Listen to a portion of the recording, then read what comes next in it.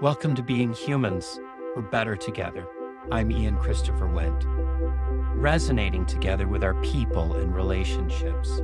How do we connect, resonate together, and form relational bonds?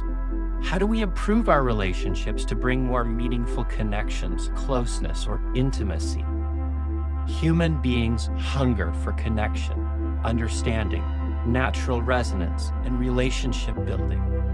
Many common human communications invite connection, shared experience, understanding, and shared resonance. Do you agree? Do you understand? Do you understand me? Do you hear me? Will you do this with me? Can you help me with this? Do you like this too? Do you see what I see? Do you see me? Recognize me? Know me? Let's do this together. Let's play. Let's go. Let's be a team. 1,000 invitations that begin with let's. Do you feel the same? Do you believe me? Do you believe in me?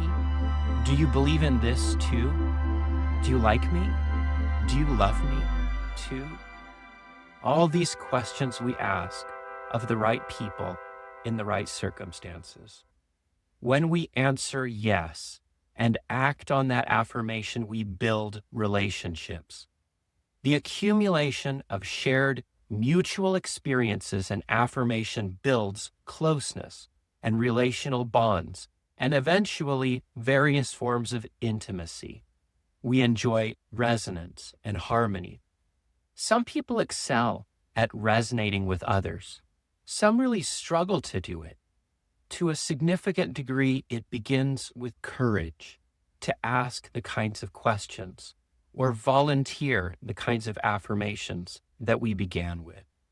We can also resonate with true principles and ideas or ideals, as well as the communities and traditions that affirm those truths together. We can also resonate with natural forces in the world.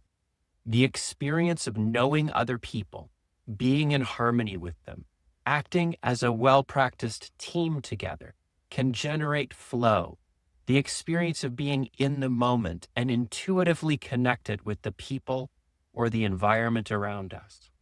We find and experience meaning, purpose, and identity through the people we resonate together with, through the resonant activities we most enjoy performing together with our people, through the beliefs and ideals that motivate and energize our resonant actions, through the communities we join, belong to, and resonate together to shared principles and joyful activities.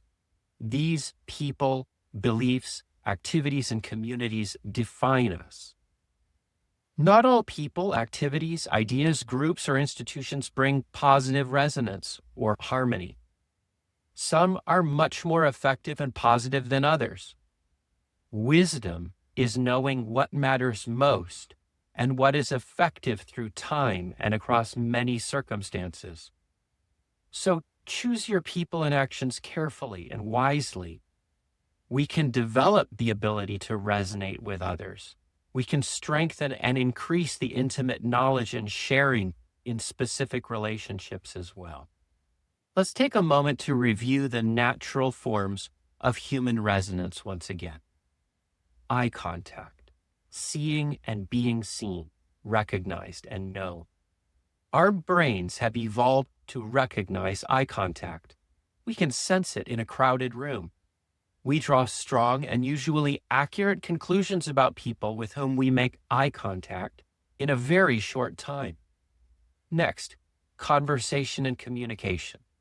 The pattern of conversation and discussion is speaking, listening, taking turns, affirming, adding, disagreeing, adding more, agreeing again, learning new ideas, learning about the people we're speaking with, sharing who we are honestly, identifying whether the person we're speaking with understands and is trustworthy and cares about our expressions. And we must return our own attention, understanding, trustworthiness, and caring. Sharing hospitality, food, and drink. This is as old as humanity and never goes out of style. Laughter and entertainment. We need to do these more together. We all know why we listen to our favorite music in earbuds alone. We all know why we often watch our movies, shows, and videos on our phones alone. But we need to take the time to compromise a little and share excitement, relaxation, laughter, and entertainment together, even if it's not your favorite show. Similarly, music, singing, dancing together in person. Celebration, cheering together, gathering, parties, successful completion of significant goals and life events, births, marriages, graduations, birthdays, even funerals, where we celebrate a life that has ended. Celebrations bind us together. We often exchange gifts at celebrations. This is an important way that we show people that we value them, care about them, that we think of them, that we know them, that we see what they need or what they love. Competition and cooperation, whether sports and games, work, or otherwise, both gathering as spectators as well as playing together with our friends, practicing, learning new skills, learning to function as a team. I've emphasized the positive emotional aspects of these natural forms of resonance. When we spontaneously find ourselves in agreement in conversation, finishing one another's sentences, jumping from one agreement to the next, that is a wonderful experience.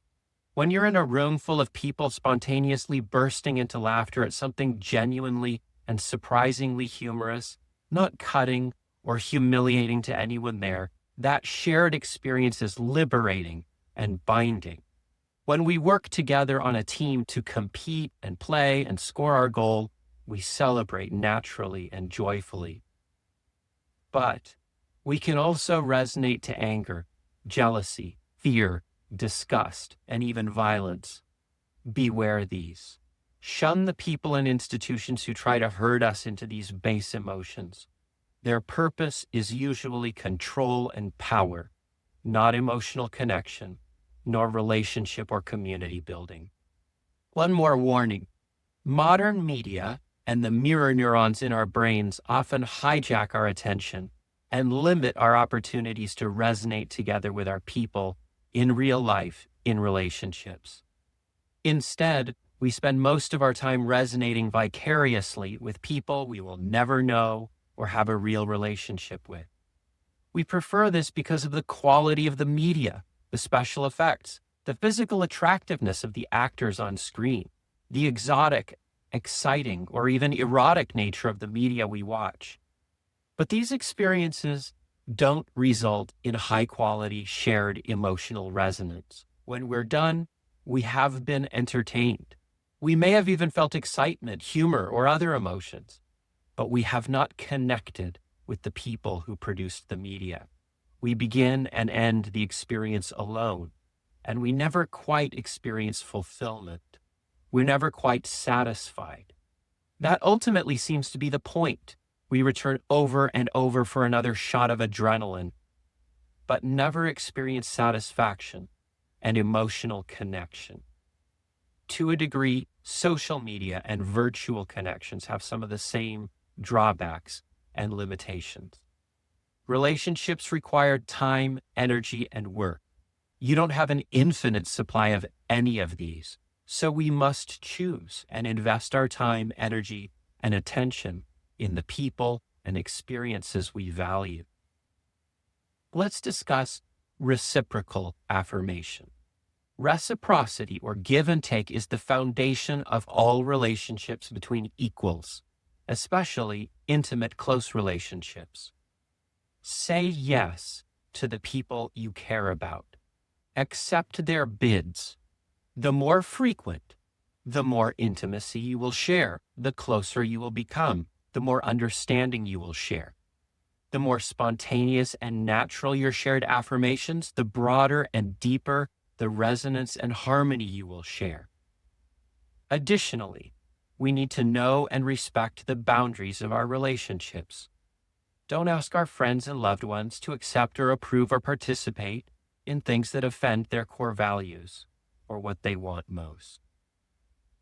Affirmation leads to closeness, relationship, and eventual intimacy. In social terms, virtually all of our communications can be understood in terms of yes and no, affirmation or negation or criticism. Intimacy, cooperation, resonance thrive on affirmation. Conflict, boundary marking, criticism are built on negation. Both of these are appropriate and even necessary in various circumstances. But in my personal experience, we tend toward no far too often, damaging our relationships and limiting cooperation and intimacy. If we are constantly saying no to the experiences and the people around us, we are also likely negating ourselves. We are saying no to the universe. Consider how yes and no shape the structure of our stories, our narratives. Drama is built on no, conflict, plot, eventually leading to climactic conflict and victory or resolution. Tragedy, conflict, plot, leading to death. Comedy is built on yes and. This is the first rule of improv. Yes and. In comedy, we have conflict, plot, resolution, and affirmation. Tragedy ends with death. Comedy ends with marriage, togetherness, and new life. Which kind of story do we tell with our lives? We choose that and answer that every day with yes or no. Sadly, our public spaces, news, politics, have devolved into packs of people shouting no. Some of my favorite podcasts are heavy on negation. All day long, often in unison, in our political culture, people are shouting no. Shouting no together is a dysfunctional form of community. The volume and balance of affirmation and negation in our daily lives and our relationships has significant effects on our emotional and mental health, on our relationships, and even on our culture and society. Affirmation fosters intimacy and harmony and resonating together, getting to know each other, experiencing joy, cooperation. Negation fosters conflict and isolation. Who do you say yes to? Who do you say no to? Based on what principles? In what circumstances? Can you catch yourself saying no too often to the people you care about and who care about you? Life requires affirmation and protection, preservation. Divinity is the ultimate form of affirmation. Too many people misunderstand the guidance of the divine and wisdom traditions as a set of negations. Don't do this, don't do that. Divine nature begins with the creation of life. God's central goal is the continuity, flourishing, and eternal exaltation of life. In the Bible, the I am is the ultimate affirmation. Christians believe that Jesus was the perfect embodiment of the I am. His life was built on affirmation, healing, rebirth, teaching and learning, forgiveness. Jesus knew every person he interacted with, their past, their current thoughts, the state of their soul, their faith. His encouraging and empowering message to the people he blessed was usually, "Your faith has made you whole. Your faith has healed you. Go and do better."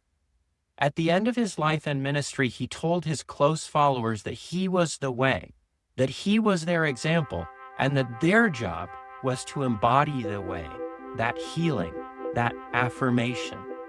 Let us embody that affirmation ourselves. No matter your beliefs or communities or background, we can each experience greater meaning, connectedness, affirmation, relational knowledge, intimacy, and joy by intentionally affirming and resonating with the people we value most to the kinds of experiences and principles that bring us happiness, purpose, and joy. If any of these principles resonate with you, we encourage you to connect, to reconnect, and to share with your core relationships, your parents or child, your best friend. Invite them to resonate with you to the experiences that bring you joy and meaning. It doesn't need to be a complicated production. Share some food or an episode of something that makes you laugh. Share an experience or a memory together. And please, join and support our community. Click like, comment thoughtfully, share one of our messages with someone you care about. Amen, amen. This is the way of being humans together.